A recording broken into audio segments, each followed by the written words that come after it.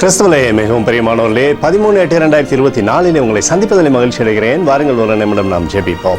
அன்று தகப்பன் இன்றைக்கும் என்னுடைய பாதுகாப்புக்காக ஜெபிக்கும்படி என் தேவனுடைய சமூகத்தில் வருகிறேன்.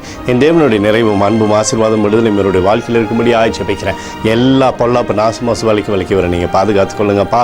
இயேசு கிறிஸ்து சிந்தின பரிசுத்த ரத்தத்தை இவர் மீதும் ஒரு குடும்பத்தின் மீதும் செய்கிற சகல காரியத்தின் மீதும் பூசுகிறேன்.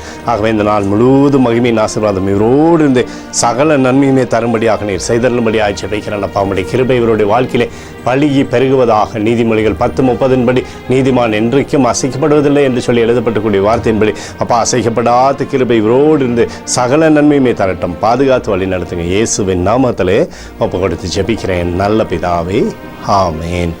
பிரியமான ஜெப பங்காளரே, ஒரு நிமிடம் நம்ம இந்திய தேசத்திற்காகவும் ஜெபிப்போம்.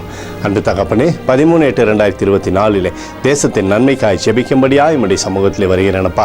இந்திய தேசத்தை நீங்கள் ஆசீர்வதிக்கும்படியாய் ஜெபிக்கிறேன். ஆசீர்வதிங்க. தேசமானது உடைய நன்மை நாளை திருப்தியாகும்படியாக நீர் செய்தருளும்படியாய் ஜெபிக்கிறேனப்பா.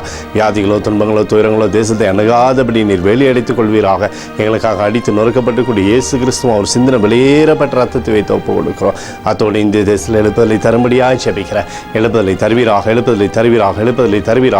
எங்கள் கண்கள் பார்க்கும்படி நீர் ஆசீர்வதிக்கும்படி ஜெபிக்கிறேன். நேற்றும் இன்றும் என்று மாறாதவராகிய இயேசுவின் நாமத்திலே ஒப்புக்கொண்டு ஜெபிக்கிறேன் நல்ல பிதாவே, ஆமேன். பிரியமான ஜெப பங்காளரே, அன்று நம்மளுடைய ஜெபத்தை கேட்டிருக்கிறார். இந்த நாள் முழுவதும் கர்த்தராகிய இயேசு கிறிஸ்துக்குள் நீங்கள் வளரும்படி உங்களை வாழ்த்தி ஆசீர்வதிக்கிறேன். ஆமேன்.